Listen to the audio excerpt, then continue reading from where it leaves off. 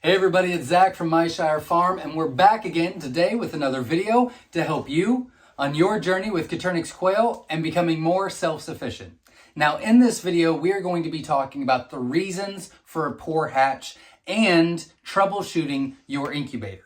So I'm very excited about it. I think that this can help a lot of people in the future and have more success with their Coturnix quail. And there's a couple things that I want you to know before we get into the reasons and causes behind things. And that is, in my opinion, there are good and bad incubators. But with that being said, I really do believe that you can get a very good hatch rate with any incubator out there, except all incubators lie. That is my number one rule. So we really recommend that you have a very reliable thermometer, hygrometer to check and balance what the incubator actually says. Now, we recommend the Govee, which is on our Amazon store. It's in the description, but you can use a meat thermometer or whatever you rely on and whatever you trust. But all incubators lie. So that's one thing I want you to know about.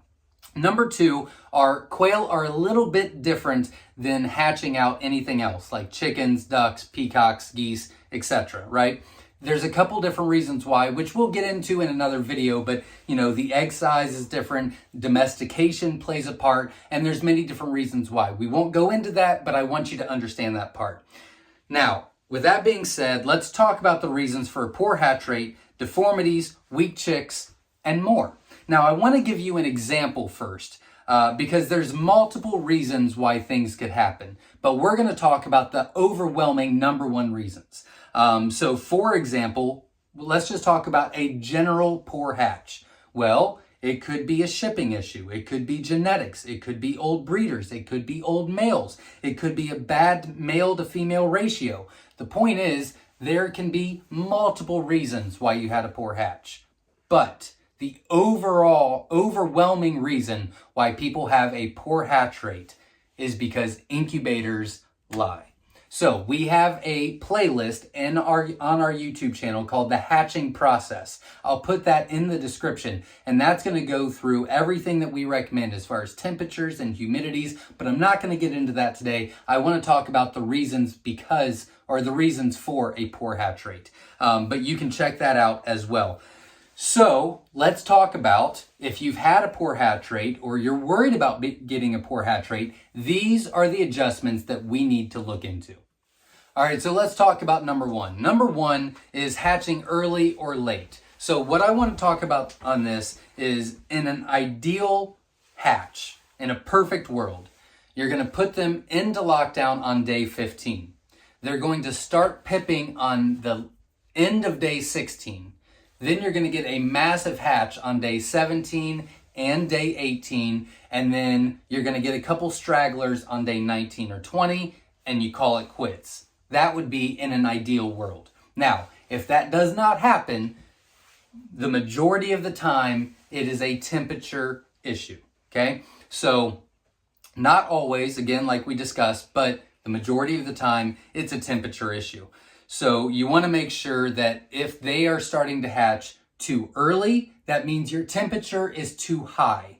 If they're hatching out super late, that means your temperature is too low. So that is one thing that you're definitely going to want to look into, and that's why we highly recommend to have a separate thermometer, hygrometer in there, because all incubators lie. That's right. Number two, we're going to talk about developed fully but not hatched. Now, I'm going to give you the reason behind it, but I'm not going to explain it because we're going to talk about that in just a few minutes. But if you have had fully developed chicks go into lockdown and they did not hatch, it is almost always a humidity issue. Now, I'm going to get to that in just a few minutes, and I don't want to repeat myself. I don't want you to have to listen to me repeat myself, so we'll talk about that in just a second. Number three is blood rings. So if you've candled and you've seen some that started to develop but don't and have a blood ring around the top of it, it could be for a couple different reasons, but they all come together, and that is a change in temperature. So it is either a heat spike, it is either a loss of power, or it could be as simple as the fan stopped working and now you've got cold spots and hot spots in the incubator. Now, the loss of power is pretty simple. The incubator could have been unplugged, or you lost power to the grid, or whatever the case may be, right? Now, the heat spike might be a little bit different. So the heat spike could be the incubator just doing its own thing, right? But it also could be if you take the lid off to fill it up with water or to candle or whatever the case may be. If it is not fully on a solid surface, the majority of the time, all incubators have the heat source on the top of the lid. Well, that heat source is just going to keep rising and rising, and it's going to try to get hotter and hotter and hotter because it's not regulating, right? So you're doing whatever you're doing in the incubator, those eggs are getting colder and colder, and then that heat source is getting hotter and hotter. So you put that back on, and it's going to take some time for the incubator to regulate, therefore a heat spike. So keep that in mind. That is the biggest reason for blood rings. Now let's talk about deformities.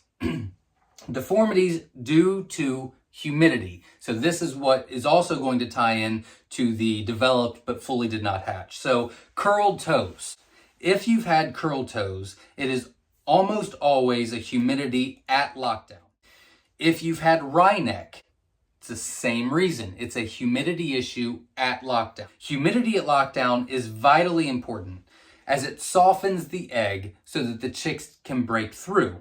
Okay, now there's a couple different things with the humidity. So if the egg is too hard, either the chicks are not going to be able to break through the egg because the egg is too hard, or they'll pip through it, and because the humidity is too low, they'll actually shrink wrap themselves inside the egg. So humidity is vitally important at lockdown. Again, it goes back to the developed fully but not hatched. The chicks just could not get through that wall of the egg, that shell of the egg, to be able to break out. So deformities, number 5 is deformities due to not proper turning. Now, I've had a lot of people ask lately, should I turn the eggs? Do I have to turn the eggs? Whatever the case may be. You could probably get by with not turning the eggs sometimes.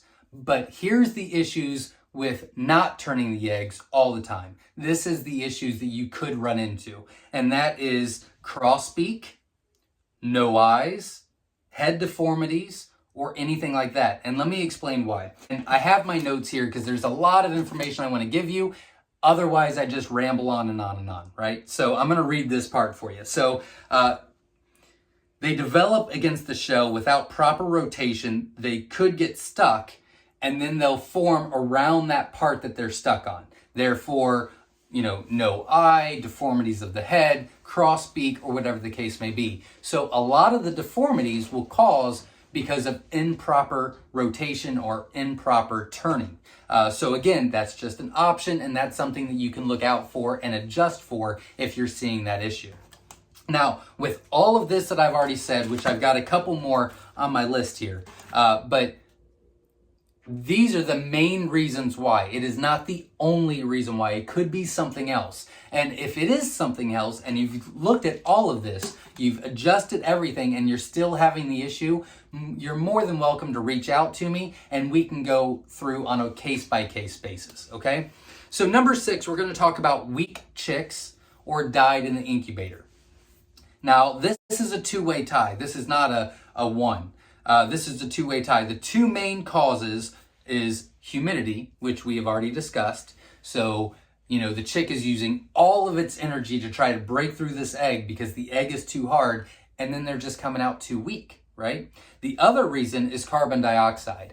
I have seen a lot of people keep the ventilation closed at lockdown so that you can raise the humidity, except for when chicks start hatching, they release a ton of carbon dioxide into the air. And if the carbon dioxide is not getting out and oxygen is not coming in, they're literally suffocating to death. So you need to make sure that you have proper ventilation. And those are the two main reasons why you would either have chicks die in the incubator or shortly thereafter, or just be very, very weak, okay? Number 7 is last but not least, but let's just say that you have an incubator and you've been running it for a while and you're getting great hatch rate, 80, 90% every time. And then you get a 0 to 10% hatch rate. Again, it could be a lot of different reasons, but the biggest thing that we have seen throughout the years and talking to customers and all that stuff is it is a bacterial issue. The reason I say that is because with high humidity, high temperature, multiple eggs, multiple chicks, they're going to start pooping, they're going to start doing this in the incubator, and you could wash it out, that's fine. But that is a cesspool for bacteria to grow because of the humidity and the temperature. So what we really recommend is you wash it out every time, and then you wipe it down, and then take a spray bottle and take 50% Listerine, 50% water, spray it down, and then let it air dry. That is going to kill any bacteria that you could not kill with just wiping it off, and then you're clear to go. Now, this doesn't happen very often, but it could, so that would be an issue why. These are the best practices that we've talked about tonight. This might sound a little scary, and I might have just thrown a bunch at you and you might have been overwhelmed. That was not my intention. My intention is I really want you to have a very successful journey with Coturnix quail. I want you to have a great hatch. I want you to gain momentum, and I want to educate, encourage, and enthuse you. So I'm trying to give you this information so that you can correct or adjust in the future with your poor hatch rate, or you just eliminate a poor hatch rate altogether, because knowledge is power, and the more you understand about the actual process, I think the better you'll be. I get a lot of phone calls and texts and emails all the time about people asking about how they can get a better hatch rate, and I give them the answer, but I never really explain it. So this video was for all of that. So if you understand the reasons, I really do believe that you can overcome poor hatch rates and be even more successful with your journey with Coturnix quail. I hope that this helps. If it did, hit the like button, support the channel. I would greatly appreciate it. If you have questions, comment below. You can go to our website, which is myshirefarm.com. It'll be in the description. My phone number and email is on there if you need to contact me individually. Good luck, and like always, stay safe.